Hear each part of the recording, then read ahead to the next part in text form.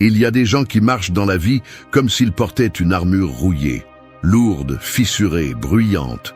Une armure qui ne protège pas, mais qui est devenue une partie du corps.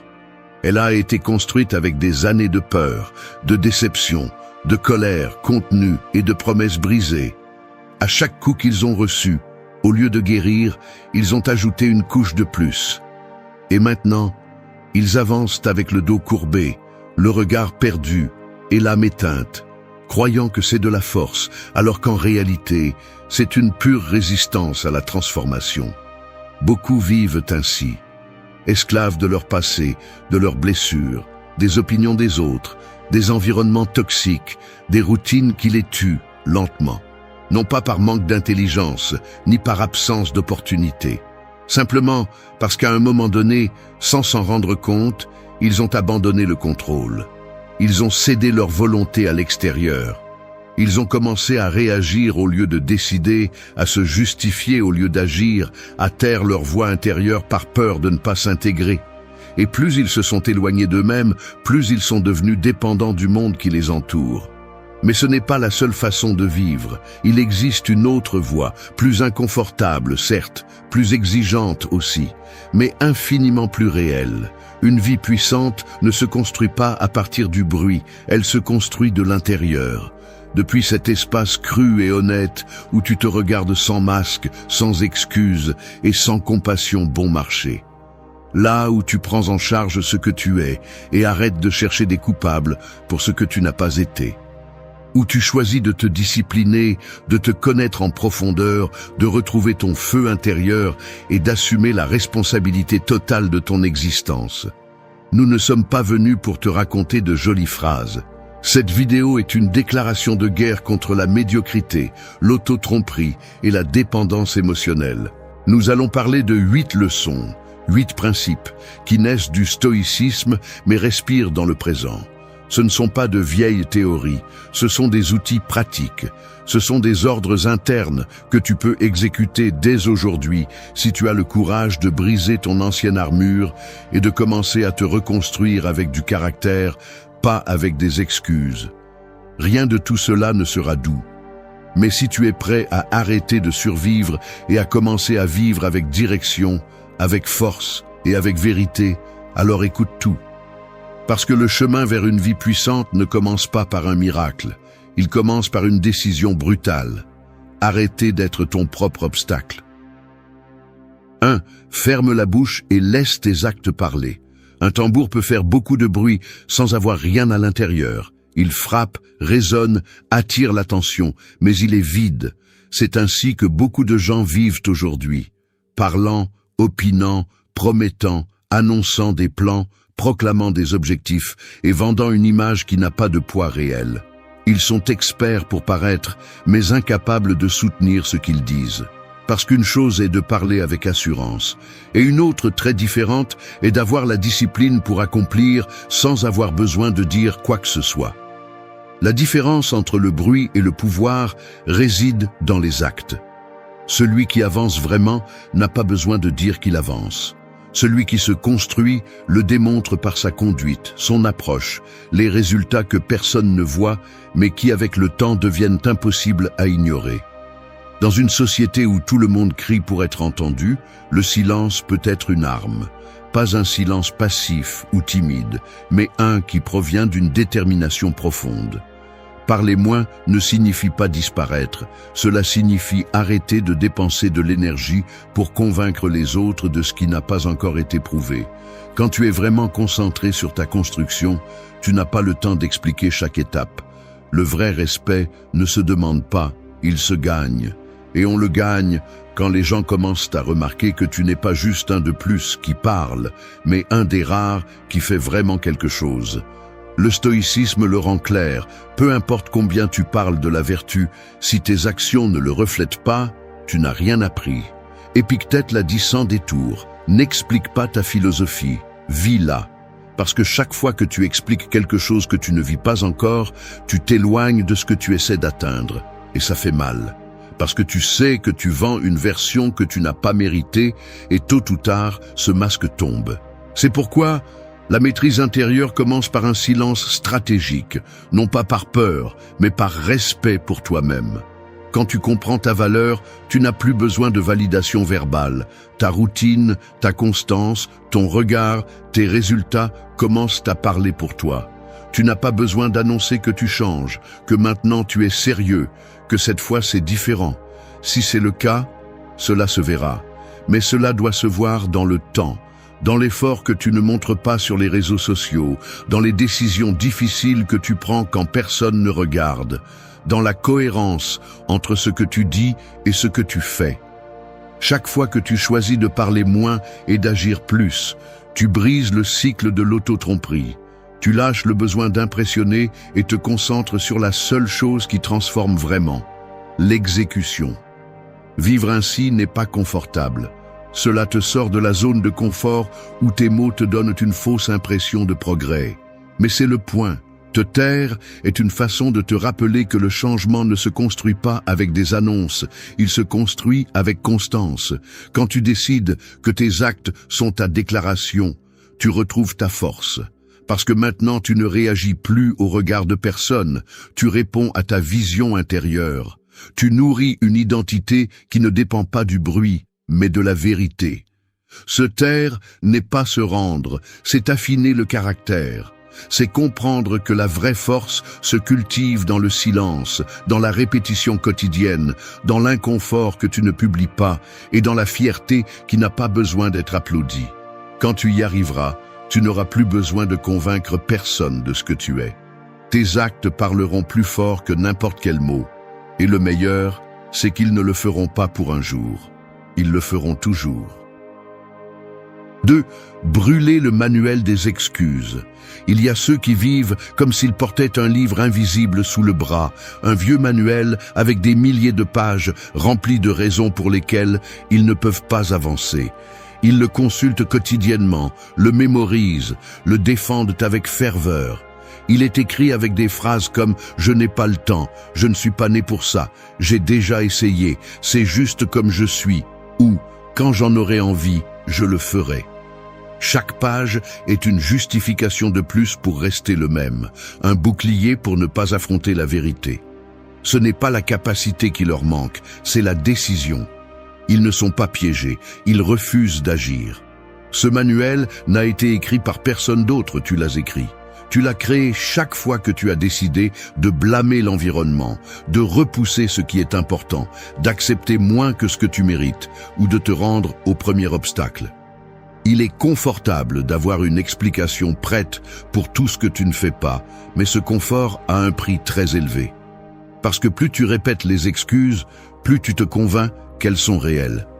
Et quand cela arrive, tu ne te bats plus contre le monde, tu te bats contre toi-même, et tu perds.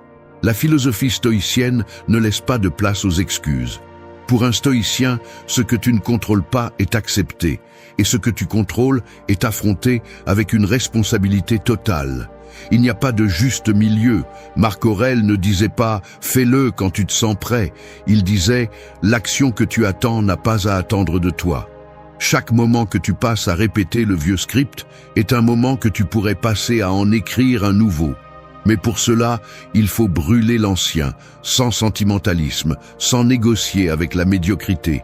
Il faut mettre le feu à chaque justification apprise, une par une, et te retrouver nu face à la seule chose qui compte vraiment, ce que tu décides de faire à partir de maintenant. Le problème avec les excuses, c'est qu'elles semblent logiques, elles peuvent même sembler humbles. Mais sous chacune d'elles se cache la peur, peur de l'échec, du jugement, du changement, de l'effort, de la douleur nécessaire pour te transformer. Et cette peur ne se dissout pas par la réflexion, elle est vaincue par l'action. Tu n'as pas besoin de te sentir motivé, tu as besoin de commencer à bouger. La clarté arrive quand tu es déjà en mouvement, pas avant. Brûler le manuel des excuses n'est pas un acte symbolique, c'est un engagement envers une nouvelle façon de vivre.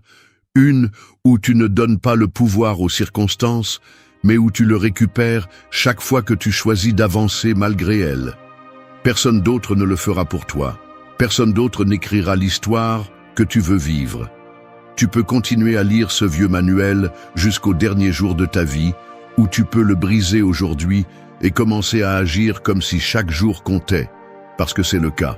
Et plus tôt tu le comprendras, plus tôt tu commenceras à te transformer en quelqu'un qui n'a plus besoin de justifier quoi que ce soit, parce que tout dans sa vie crie une seule vérité.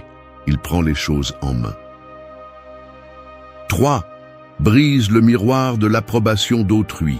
Il y a des gens qui se regardent dans des miroirs brisés, croyant qu'ils voient leur reflet. Ils se voient dans les yeux des autres, attendant un signe d'approbation pour se sentir valide. Chaque geste d'autrui, chaque mot, chaque j'aime, chaque validation devient une sorte de permission d'exister. Comme si l'identité se construisait à l'extérieur, comme si ce qu'ils sont devait être confirmé par des applaudissements ou de l'acceptation. Le problème est que ce miroir n'est pas seulement brisé, il est aussi sale, déformé, manipulé par des attentes, des jugements, des jalousies, des peurs et des projections qui n'ont rien à voir avec toi. Vivre en cherchant l'approbation d'autrui, c'est vivre en louant ton estime de toi. C'est mettre entre les mains des autres quelque chose que seul toi devrais gouverner. Et le pire, c'est que ce contrat ne se termine jamais. Il faut toujours faire plus pour plaire, toujours céder quelque chose pour s'intégrer, toujours s'éditer un peu plus pour être accepté. Dans ce processus, tu te fais effacer petit à petit, jusqu'à ce que tu ne saches plus qui tu étais avant d'essayer d'être tout ce que les autres attendaient.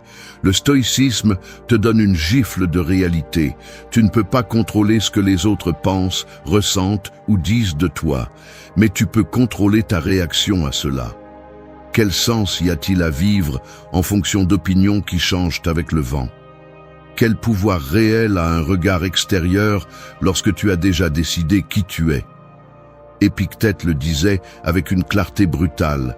Si tu te soucies de ce que les autres pensent, tu deviens l'esclave de leur jugement.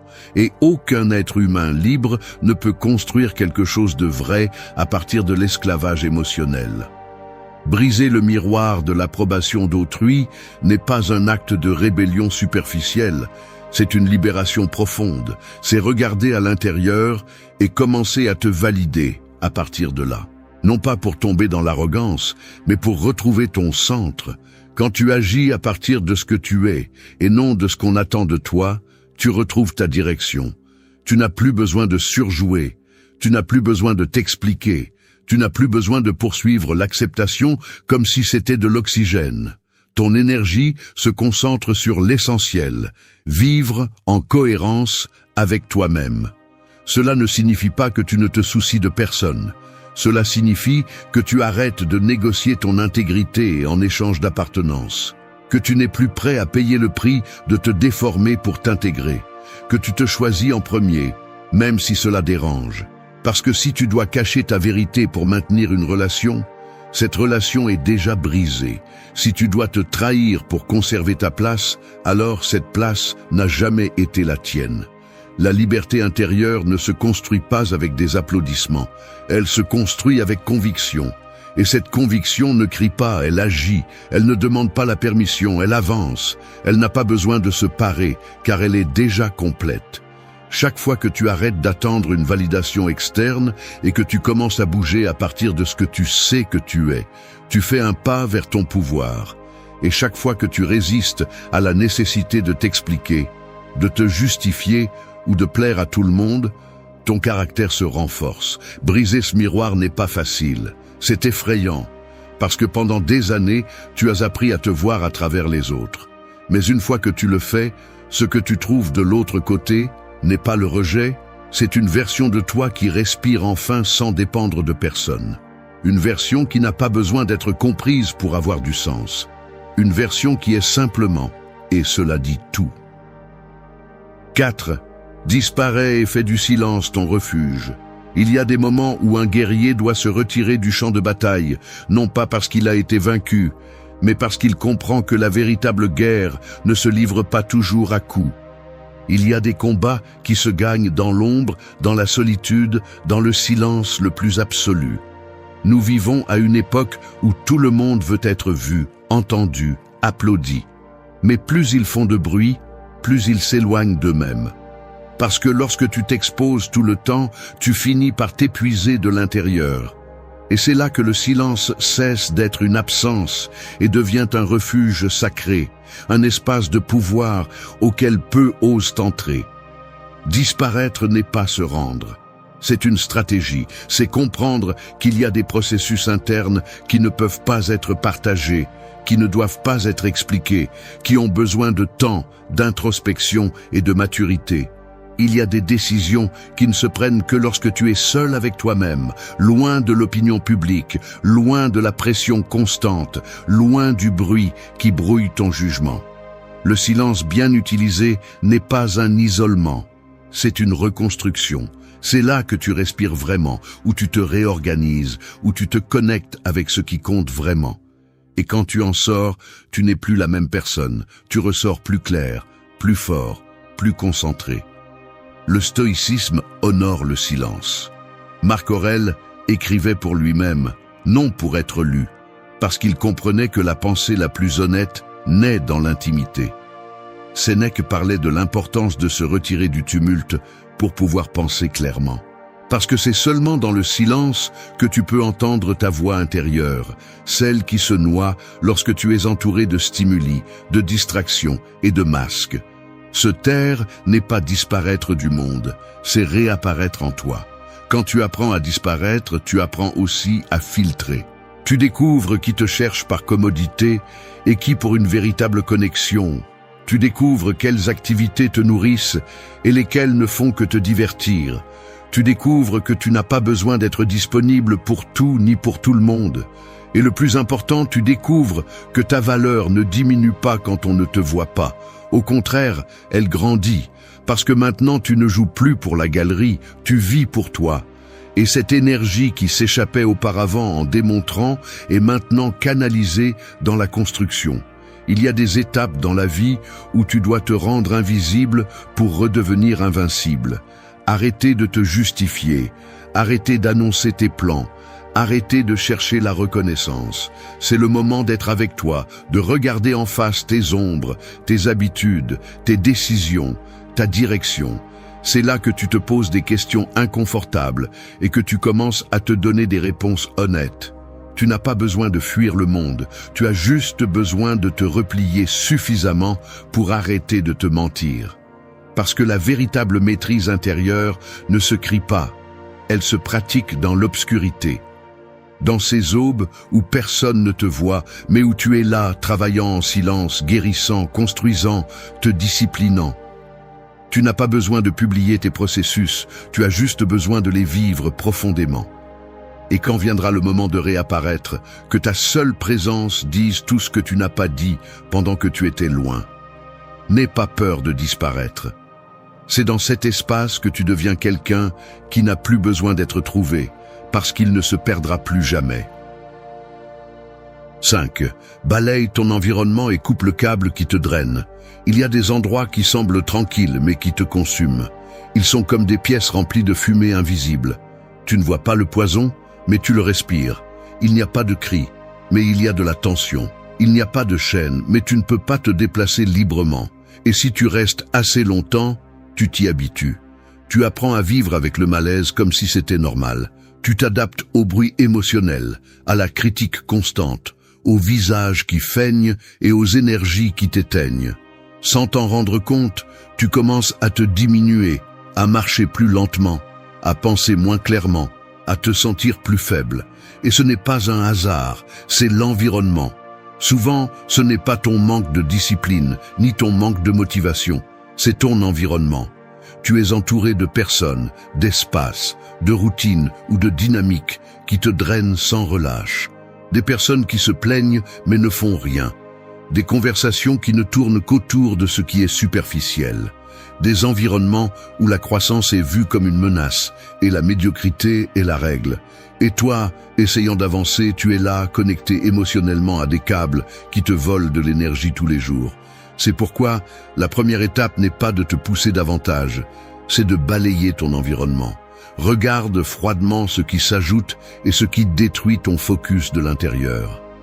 Le stoïcisme enseigne que tu ne peux pas contrôler tout ce qui se passe en dehors de toi, mais tu peux décider avec qui tu partages ton énergie. Sénèque le disait clairement, Évite tout ce qui ne construit pas. Il ne s'agit pas de devenir insensible ou de rejeter le monde, il s'agit de protéger ta clarté. Car chaque seconde que tu passes exposé à ce qui te contamine est une seconde où tu t'éloignes de ton but. Tout le monde ne mérite pas ton attention. Tout le monde n'a pas le droit d'être près de ton esprit, de tes pensées, de ton processus. Certaines personnes, bien qu'elles sourient, portent avec elles un langage qui éteint. Certains environnements, bien qu'ils semblent confortables, endorment en réalité ton potentiel. Certaines habitudes, bien qu'elles te semblent familières, sont faites pour te maintenir attaché. Et ton travail, si tu es sérieux dans ta transformation, est de couper ce câble, sans culpabilité, sans nostalgie, sans explication. Tu ne peux pas t'élever si tu continues à porter ce qui te tire vers le bas.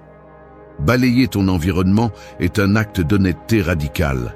C'est te demander, sans fioriture, quels espaces te façonnent et où ils te mènent. C'est regarder autour de toi et reconnaître quels liens te renforcent et lesquels te rendent malade. C'est accepter que la loyauté envers un environnement destructeur est une trahison envers toi-même. Et quand tu as cette clarté, il faut agir. Couper n'est pas mépriser. Couper, c'est reconnaître que ton énergie est limitée et doit être utilisée avec intention. Tu peux avoir le meilleur plan, le meilleur état d'esprit, les meilleures intentions. Mais si tu es entouré de chaos, tu finiras par en faire partie. C'est pourquoi nettoyer ton environnement n'est pas un luxe, c'est une priorité. Et même si ça fait mal, même si tu perds des relations, des lieux ou des routines qui t'ont un jour fait du bien, ton évolution exige de l'espace pour respirer, pour penser, pour te déplacer librement. Il n'y a pas de transformation réelle sans une taille drastique. Tu dois décider ce qui vaut le plus, l'attachement à ce que tu connais ou l'engagement envers ta croissance. Tu ne peux pas avoir les deux. L'environnement que tu choisis est le sol où ta vie prend racine. Et si ce sol est contaminé, ne t'attends pas à fleurir. Coupe ce câble aujourd'hui. Parce que ton énergie est ta ressource la plus précieuse, et permettre à quelque chose ou à quelqu'un de la consommer sans construire quoi que ce soit, c'est une façon lente de te rendre. 6. Couronne une seule pensée et obéis-lui. L'esprit est comme un trône vide entouré de voix qui rivalisent pour s'y asseoir. Chaque pensée veut gouverner tes décisions, chaque impulsion veut prendre le contrôle, chaque émotion veut s'imposer comme vérité absolue. Et toi, au milieu de ce chaos, tu agis souvent sans te rendre compte de qui commande vraiment. Un jour, c'est la peur qui te gouverne. Un autre jour, c'est la paresse, puis l'anxiété, ensuite l'euphorie. Et tu finis par être une marionnette d'états mentaux éphémères. Il n'y a pas de direction, pas de fermeté, pas de but clair. Il n'y a que de la confusion, de la distraction et de la fatigue mentale, parce que tu n'as pas choisi à qui obéir. La maîtrise intérieure exige de l'ordre. Tu ne peux rien construire si chaque jour tu changes de but, de focus, de système de valeurs. Le stoïcisme l'enseigne crûment. Tu ne peux pas vivre divisé. Un esprit fragmenté est une vie gaspillée. C'est pourquoi tu as besoin de couronner une pensée, une seule, qui représente ta vision la plus élevée, ta vérité la plus ferme, ta décision la plus claire. Et une fois que tu l'as, obéis-lui sans discuter, sans te justifier, sans te saboter. Cette pensée devient ton roi intérieur. C'est le critère à partir duquel tu mesures tes décisions. C'est la boussole qui guide ton caractère. C'est la base qui soutient ton comportement, même lorsque le monde autour de toi veut te faire douter. Il ne s'agit pas d'être rigide, il s'agit d'être cohérent. Lorsque tu choisis cette pensée guide, tout le reste s'organise. Tu ne réagis plus à chaque stimulus comme si tout avait la même importance. Tu ne permets plus que l'émotion du moment dicte ta vie. Tu agis à partir d'une conviction et cela crée de la stabilité, de la concentration et de la direction. Quelle est cette pensée pour toi? Peut-être est-ce agis avec discipline, fais ce qui est juste sans excuse, ne te trahis pas toi-même, vis avec intention. Peu importe laquelle, tant que tu l'as choisie du plus haut de toi et non à partir de la peur ou de la complaisance. Une fois que tu la couronnes, tu lui obéis. Parce que dans cet acte réside ta liberté. Cela semble contradictoire, mais la chose la plus libératrice que tu puisses faire est de te rendre à une conviction puissante. Non pas à l'environnement, non pas à la pression extérieure, non pas à tes impulsions les plus faibles, mais à ce principe que tu as choisi en pleine conscience. Et lorsque tu obéis, non pas par soumission mais par force, tout change. Ton esprit se calme, tes décisions se simplifient, ton énergie se concentre. Tu n'essaies plus de plaire à toutes tes pensées, tu sers celles qui te représentent avec vérité. Marc Aurèle le comprenait bien. Sa pensée guide était d'agir avec justice, intégrité et raison, quel que soit le chaos de l'empire qu'il gouvernait. Il ne pouvait pas tout contrôler, mais il pouvait décider quel principe couronnerait en lui, et cette décision le soutenait. Aujourd'hui, tu peux faire la même chose. Tu n'as pas besoin d'avoir toutes les réponses, tu as juste besoin de choisir ta vérité et de la transformer en loi en toi. Le reste du monde peut crier, provoquer, séduire, distraire. Mais si tu sais déjà à qui tu obéis, aucun bruit ne peut te détourner de ton chemin. C'est la force de la maîtrise intérieure. Elle ne réside pas dans la résistance à chaque pensée, mais dans le choix d'une seule et d'agir comme si ta vie en dépendait. Parce que, à bien des égards, c'est le cas. 7. Éteignez le monde et reconnectez-vous avec vous-même. Il y a des gens qui vivent comme s'ils étaient un signal radio brouillé. Ils sont syntonisés sur tant de fréquences, en même temps que leur message devient du bruit. Ils entendent les voix du travail, des réseaux sociaux, de la famille, de la société, de leurs propres insécurités, et toutes parlent au même volume. Ils essaient de penser, mais il n'y a pas de clarté. Ils essaient de décider, mais il n'y a pas de paix. Ils essaient d'avancer, mais quelque chose d'invisible les retient, parce que l'interférence est constante, parce que leur antenne intérieure est saturée. Et dans ce chaos de fréquences croisées, ils oublient quelle était leur véritable voix. Dans un monde hyper connecté, tout éteindre semble un acte radical. Mais en réalité, c'est un acte de survie mentale. Vous ne pouvez pas continuer à absorber sans filtrer. Vous ne pouvez pas continuer à répondre sans vous demander si cela a du sens. Vous ne pouvez pas continuer à courir sans savoir où vous allez. Quand vous vivez en mode réaction, vous vous déconnectez de vous-même. Parce que vous n'êtes plus celui qui décide, vous êtes celui qui répond. Et cette déconnexion est silencieuse, progressive, dangereuse. Un jour, vous vous réveillez et vous ne savez pas pourquoi vous faites ce que vous faites. Vous ne savez pas si le chemin que vous suivez est le vôtre ou si quelqu'un d'autre l'a choisi pour vous. Le stoïcisme n'était pas une philosophie de bruit, c'était une pratique de présence. Marc Aurèle écrivait chaque matin pour se rappeler son essence avant de faire face à la charge de l'Empire. Non pas parce qu'il était faible, mais parce qu'il savait que le monde essaierait constamment de le détourner. Et c'est ce qui nous arrive aujourd'hui. L'environnement est si fort, si insistant, si saturé, que si vous ne faites pas une pause consciente pour revenir à vous-même, vous finissez par vivre la vie que d'autres ont programmée pour vous. Éteindre le monde, c'est déconnecter toutes ces voix pour en écouter une seule, la vôtre. Pas celle de l'ego, pas celle de la peur, pas celle qui veut plaire, mais celle qui observe en silence et sait ce dont vous avez besoin. C'est cette voix que vous avez parfois réduite au silence par honte, par culpabilité ou par pression. C'est la voix qui vous guide sans crier, qui n'a pas besoin de likes, ni d'applaudissements, ni d'approbation. Elle a juste besoin d'espace. Et cet espace ne s'achète pas, il se crée, avec intention, avec courage, avec discipline. Se reconnecter à soi-même, c'est arrêter de courir pour un moment, c'est fermer les yeux, respirer et se poser des questions réelles. Est-ce que je vis de manière cohérente avec ce que je valorise? Suis-je là où je veux être ou me suis-je simplement laissé emporter? Est-ce que je fais ce qui me renforce ou ce qui me divertit? Vous n'avez pas besoin de répondre à tout immédiatement. Parfois, vous avez juste besoin de vous écouter sans interruption. Parfois, il suffit de se rappeler que vous êtes toujours là, sous tout ce que le monde a voulu vous imposer. Les gens ont peur d'être seuls avec eux-mêmes, parce qu'ils pressentent que dans ce silence, ils se verront vraiment.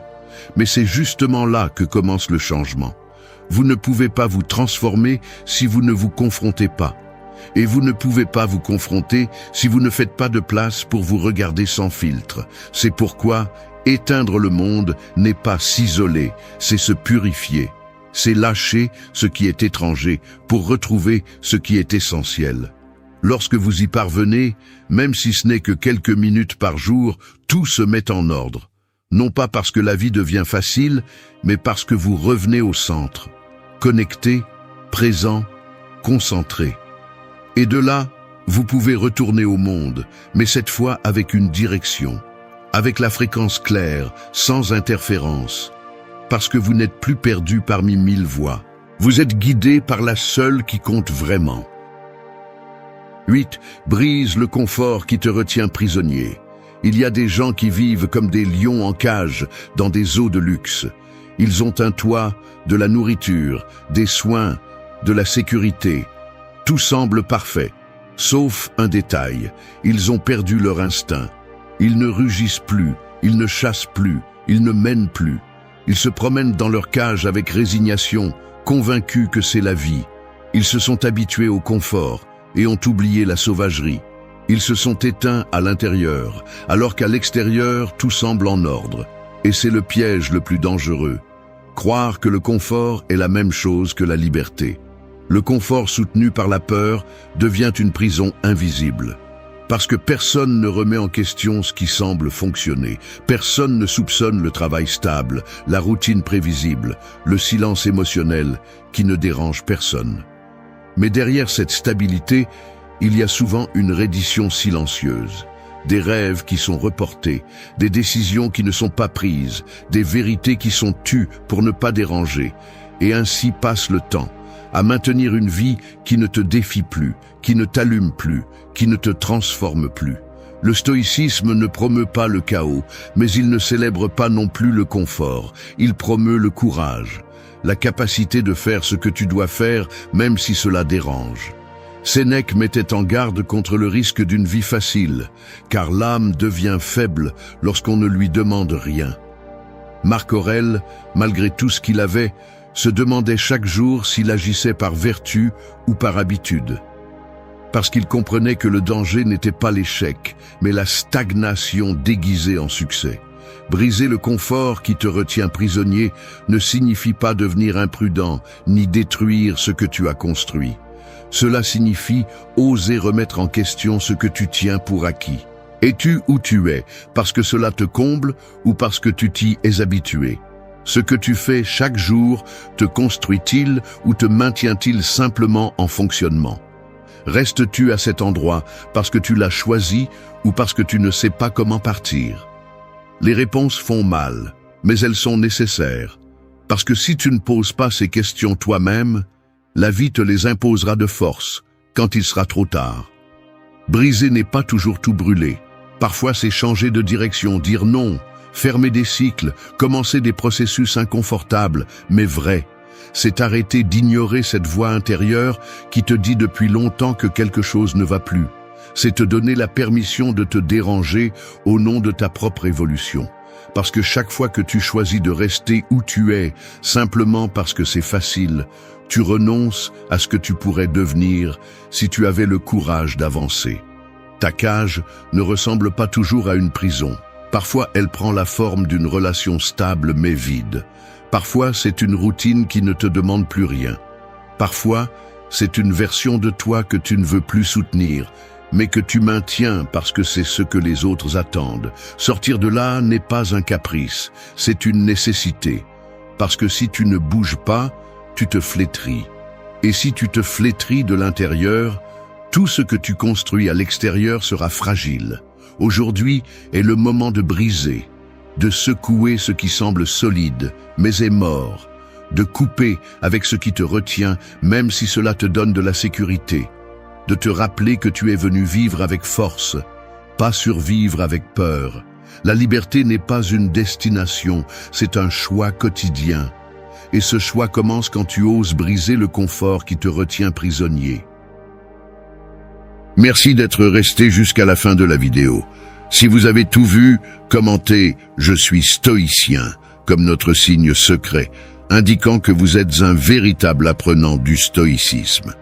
N'oubliez pas de vous abonner et de liker la vidéo si elle vous a plu.